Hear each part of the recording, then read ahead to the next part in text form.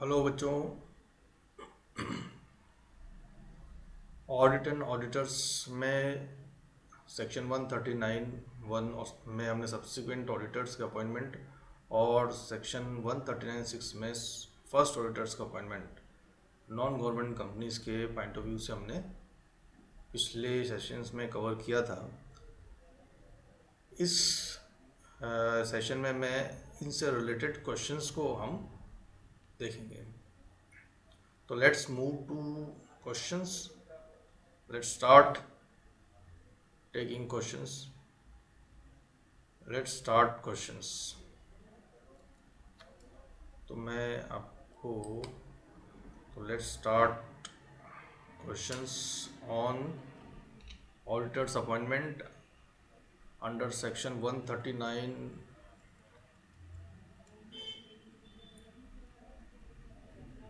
So now let's see questions. तो मैं questions और से related hints so we can solve these questions. Question number 1. Which of the following statement is correct regarding appointment of auditors under section 139(5) of the Act by the CAG in respect of a financial year? The CAG must appoint auditors within 180 days from end of the financial year, 90 days from the end of the financial year, and 180 days from the commencement of the financial year, and 90 days from the commencement of the financial year. Which of the following is correct answer in respect of appointment of auditor under section 139(5)? ये 139(5) में बच्चों जो है ये इस deal करता है government companies का अपॉइंटमेंट जो कि सीएजी करते हैं। The correct answer would be 180 days from the commencement of the financial year. In respect of financial year, auditors appointed under section 139(5) जो हमने अभी ऊपर देखा था of the act by the CAGs, the auditors appointed under section 139(5) of the act by the CAG shall hold office for a period of 5 years from the date of appointment, 1 year from the date of appointment, till the conclusion of 6th AGM from the conclusion of the AGM of that financial year. That financial year means the financial year in which the auditor was appointed, till the conclusion of the AGM of that financial year in which the auditor was appointed by CAG. So which of the following is correct answer? ये CAG का CAG द्वारा किया appointment है for government companies. So this is under section 139(5). So the correct answer would be till the conclusion of the AGM of that financial year. इस government companies case में जो CAG auditor को appoint करते हैं वो सिर्फ 1 year के लिए उस पीरियड तक का रहता है जब तक उस पीरियड में जिसमें सीएजी ऑडिटर को अपॉइंट करते हैं तो उसकी एजीएम के कंक्लूजन तक ही रहता है. तो 1 ईयर पीरियड इसमें काउंट होता है, लेकिन 1 year from the date of appointment नहीं आएगा. Till the conclusion of the AGM of that financial year, ये इसका आंसर होगा. In case of vacancy caused under section 139 subsection 8 due to resignation of auditors, the appointment of auditors should be approved by the members in general meeting in how many days or month from the commencement in the month of recommendation of the board. Means ये question related to casual vacancy का है जिसमें अंदर section ये 139 subsection 8 में auditors ने resign किया और ये रेजिग्नेशन जो की वजह से बोर्ड ऑफ डायरेक्टर्स उनको अपॉइंट तो करेंगे लेकिन जनरल मीटिंग में शेयर होल्डर्स ही मेंबर्स की का अप्रूवल की रिक्वायरमेंट रहती है. तो ये रिक्वायरमेंट जो है अप्रूवल शेयर होल्डर्स को कितने दिन में देना होगा from the date of recommendation of the board. And बच्चों जो आंसर होगा क्या होगा, 30 डेज होगा, 60 डेज होगा, 90 डेज होगा, 3 मंथ होगा। ये 4 ऑप्शन ही अवेलेबल हैं अंडर सेक्शन 139 में। सारे जितने भी नंबर ऑफ डेज आएंगे, 30 डेज में अपॉइंटमेंट होना चाहिए, 90 डेज में भी होना चाहिए, 60 डेज में भी होना चाहिए, इसलिए कन्फ्यूज़न यहाँ पे सबसे ज़्यादा होगा। इसके अंदर 3 मंथ आंसर है, तो क्योंकि यही ऑप्शन चलेंगे। सेक्शन 139 के अंदर कई जगह 30 डेज में अपॉइंटमेंट है, कहीं पे 60 डेज के अंदर है, और कहीं पे 3 मंथ के अंदर उसका अपॉइंटमेंट या अप्रूवल है। तो ये आपको यहाँ ध्यान रखना है कि ये कैजुअल वैकेंसी के केस में, जहाँ पर रेजिग्नेशन की वजह से ऑडिटर की कारण वैकेंसी होती है, ऑडिटर ऑफिस को वैकेट करते हैं, तो वो उस केस में मेंबर्स का से जो अप्रूवल है वो 3 मंथ में होनी चाहिए। Where a vacancy is caused by the sudden death of an auditor, the board of director of a company has to appoint new auditor within a period of, this is the case, यहाँ पे board of director है, that is a non government company का case है कि where a vacancy is cause by the sudden death of an auditor, the board of director of a company has to appoint new auditor within a period of 30 days. If auditor under section 139 subsection 7 are not appointed by board of directors,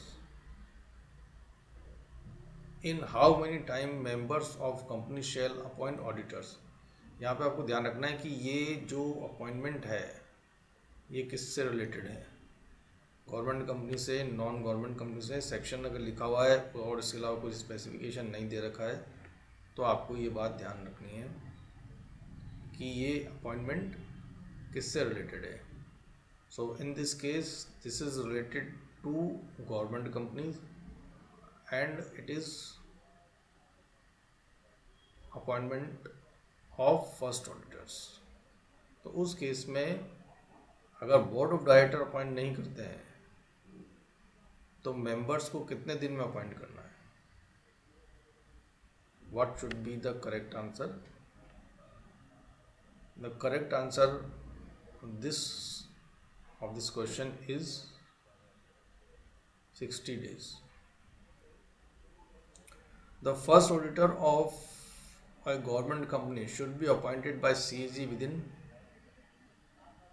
CAG को first auditor कितने दिन में appoint कर देना है, and that is 60 days of 60 days from the incorporation of company. First auditors of government company.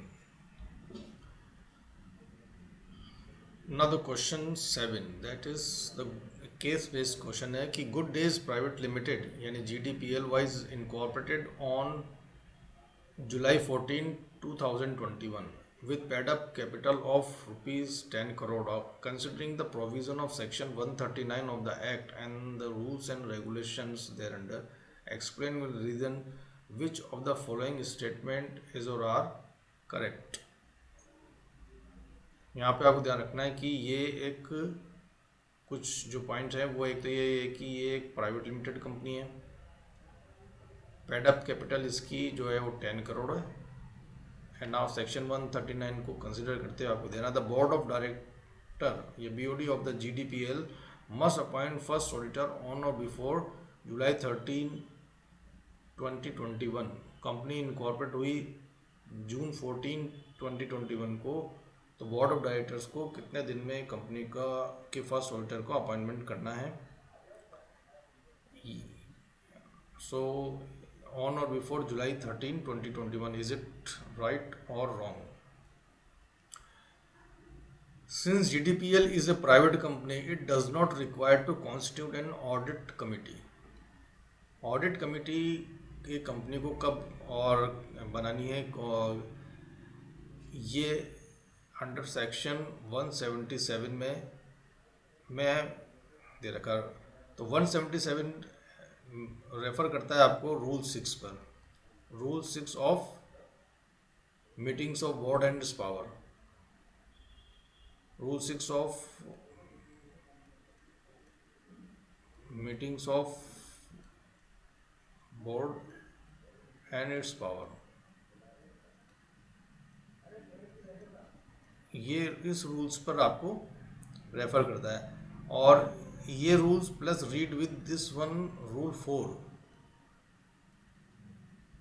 4 of appointment and qualification of directors rules, इन दोनों की साइमल्टेनियस स्टडी करने से आपको ये हमें क्या पता पड़ेगा कि कौन सी कंपनीज में आपको ऑडिट कमेटी बनानी है या नहीं बनानी। जो हमने अपने प्रीवियस सेक्शन में देखा था कि एक प्राइवेट कंपनी को ऑडिट कमेटी बनाने की रिक्वायरमेंट नहीं होती, पब्लिक कंपनीज की होती। 3 तरह की कंडीशंस दे रखी हैं रूल 4 में। रूल 4 सिर्फ रेफर करता है आपका लिस्टेड कंपनीज को,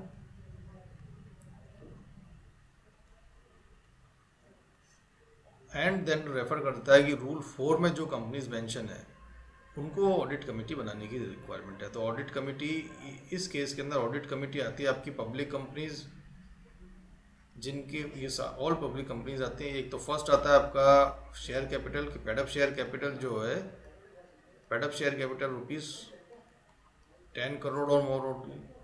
पेडअप के अलावा नेक्स्ट है आपका टर्नओवर कंपनी का, पब्लिक कंपनी का, वो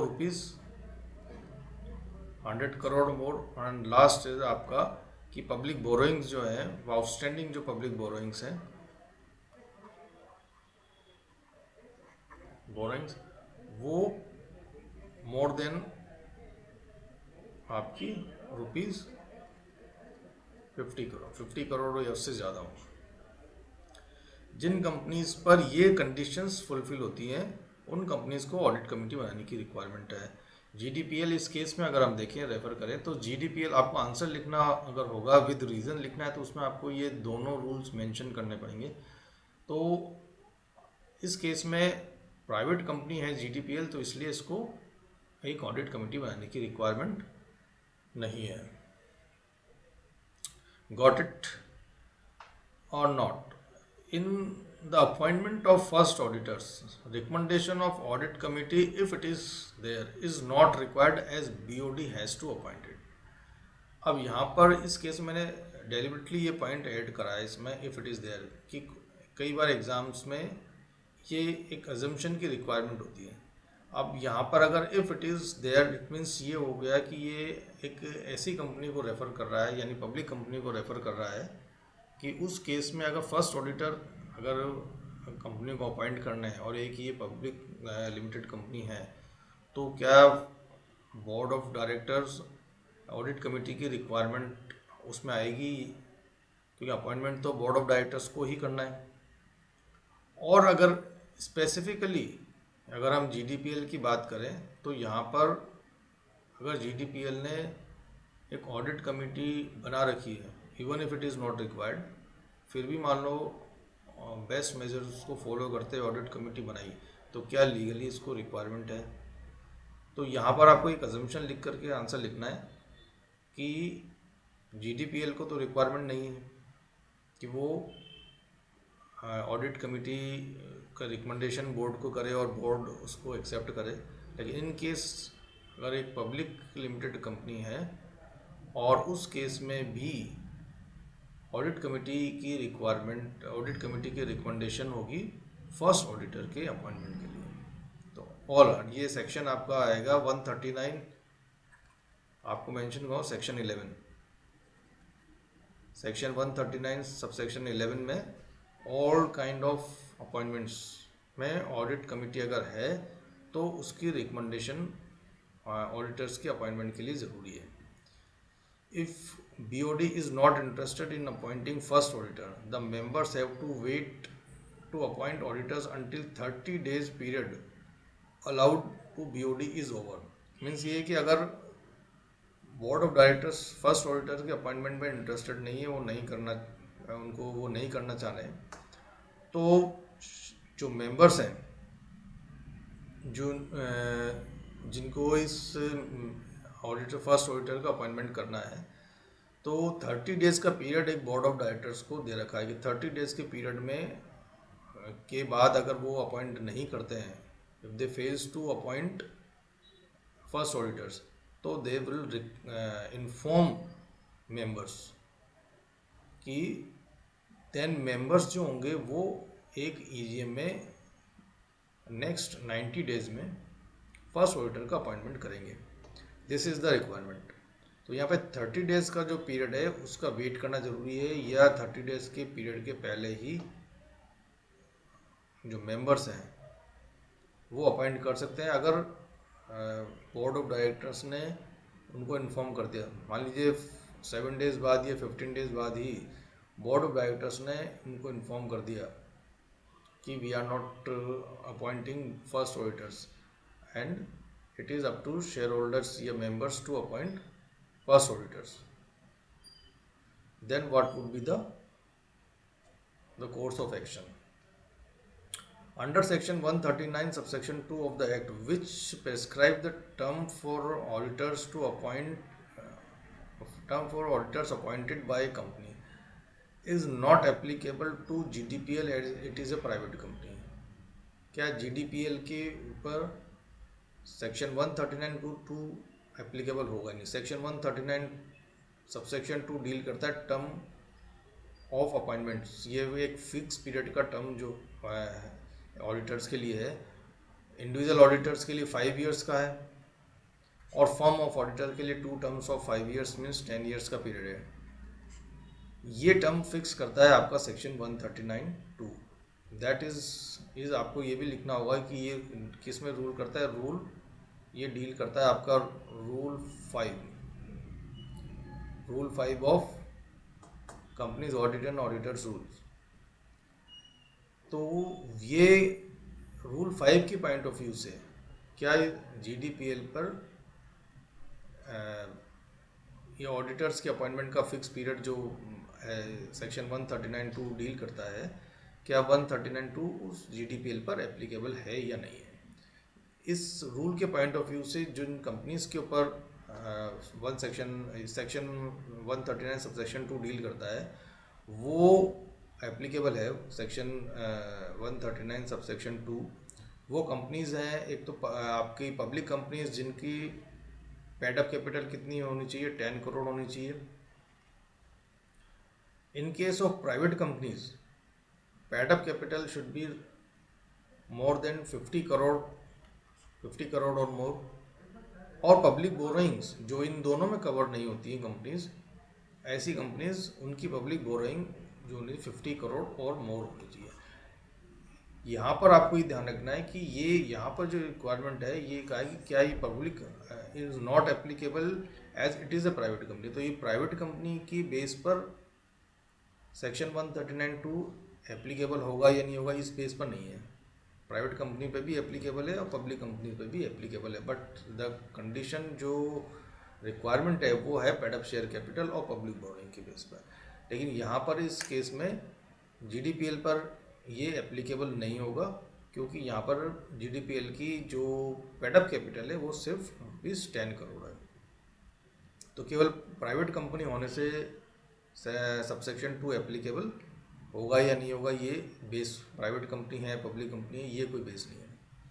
suppose GDPL appointed A. Kumar and associate a proprietary firm